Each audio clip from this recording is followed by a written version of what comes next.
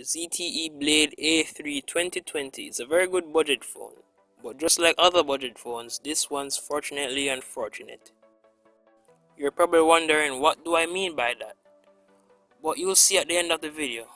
But for now, I'll give you the specs. The screen on the ZTE Blade A3 is a 5.45-inch IPS LCD with the 18:9 aspect ratio running at 720p. It's okay-ish, but it's not the best. Now, when you turn it at certain angles, the colors look washed out, and when it is in direct sunlight, it's almost non-visible. But we can't complain, because this screen is a 720p resolution, and in the world of budget phones, 720p is the norm. Now, what powers this phone is a processor made from Spectrum. It is a quad-core processor running at 1.4 GHz. It's not the fastest, but at least it is a quad-core. I don't know what's going on in the people at ZTE head, but this phone is running 1 GB of RAM in 2020. Think about that.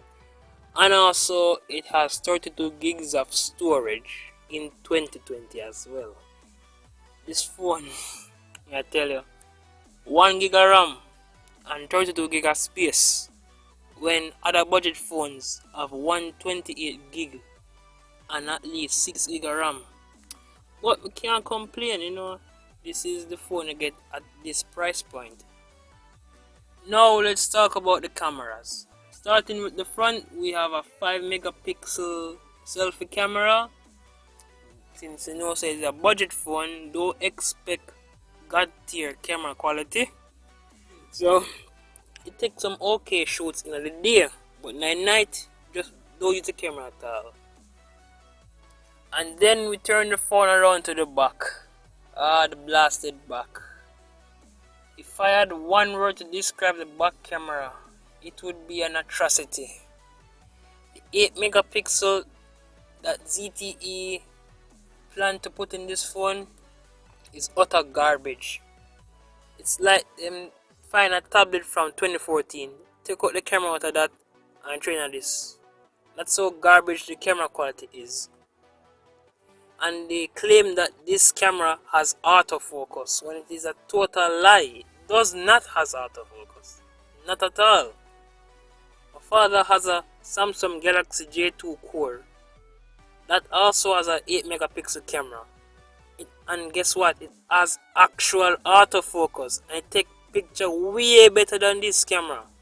But I understand that it's a budget phone, but still 2020, if I move up in a life, man, and put some average camera, some good cameras in the budget phones.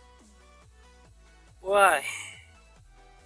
Alright, let's move on from the thing we call camera and let's talk about the battery. Alright, the battery that powers this phone is a 2600 mAh lithium ion battery, and so far it's moving quite good. But please keep in mind that the phone is a brand new phone. I just got it last week Thursday, and I have only done 3 things on it. I have only played Shadowfire 2, read mangas, and watch YouTube videos. And I know that those 3 things are not some massive battery killers.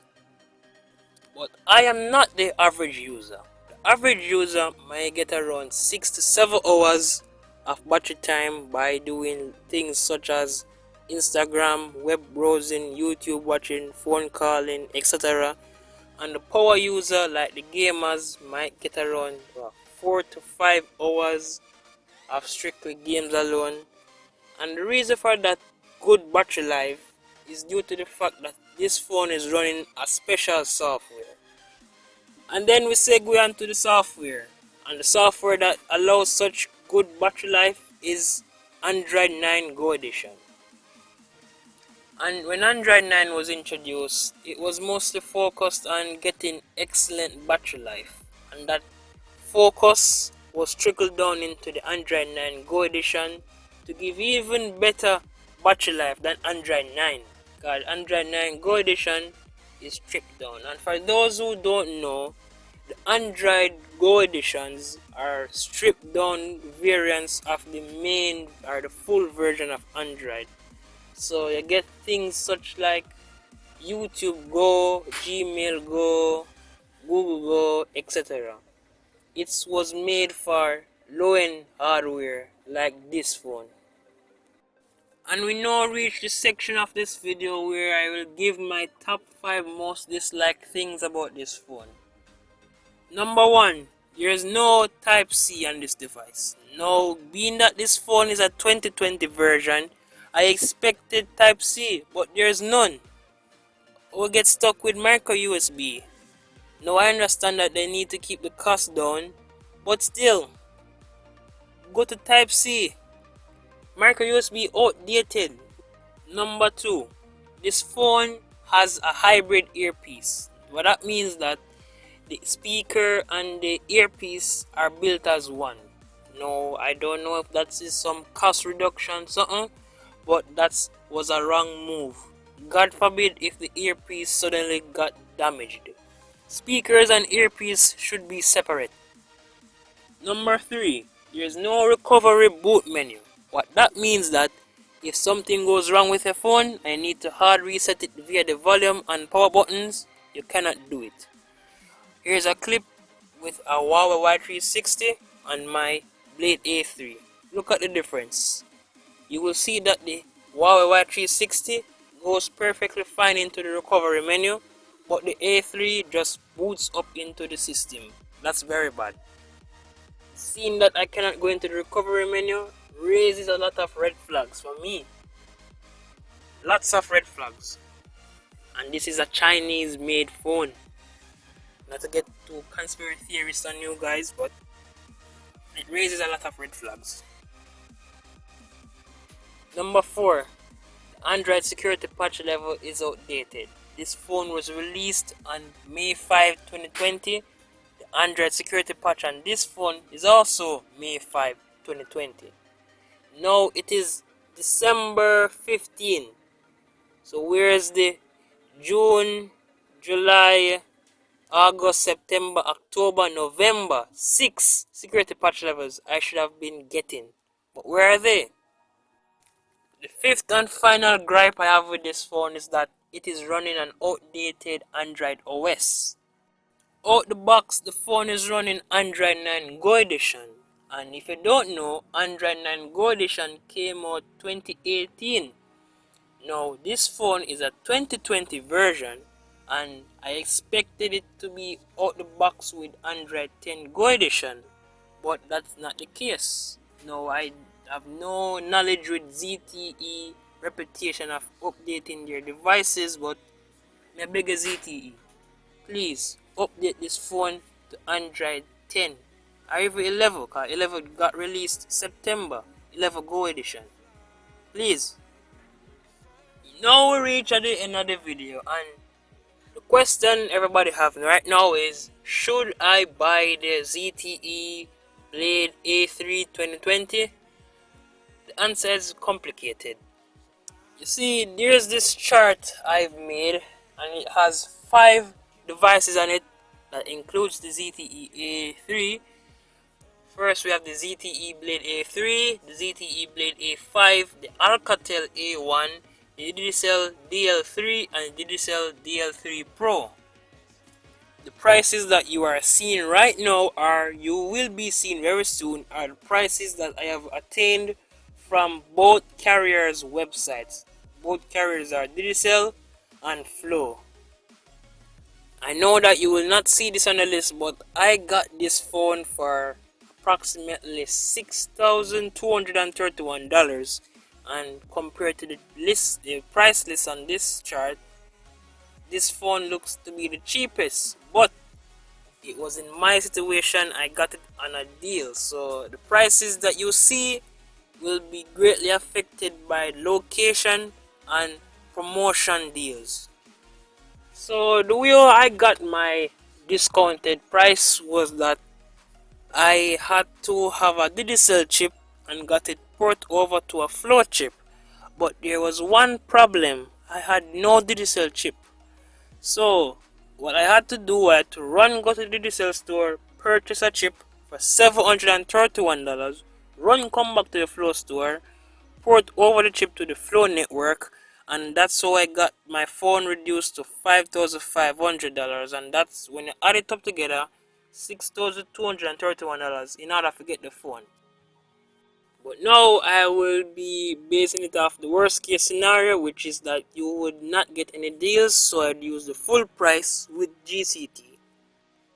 So let's say that you are a very desperate person. You need a phone to use, and you know that it is COVID time. Everyone needs to stay connected virtually. So the best phone on this list in terms of performance is the ZTE Blade A5.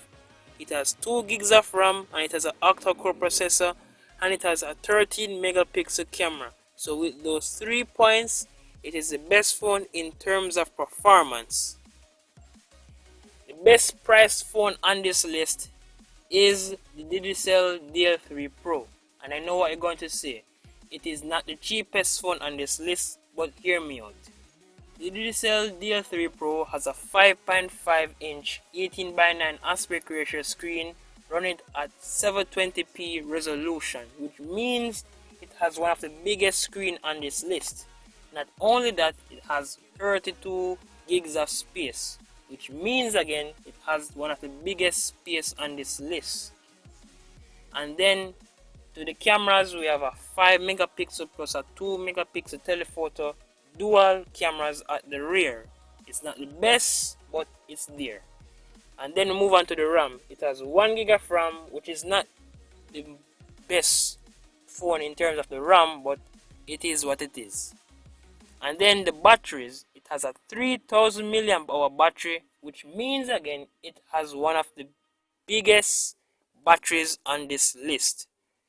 It has a quad core processor, although it's not the most powerful, and that's pretty much it.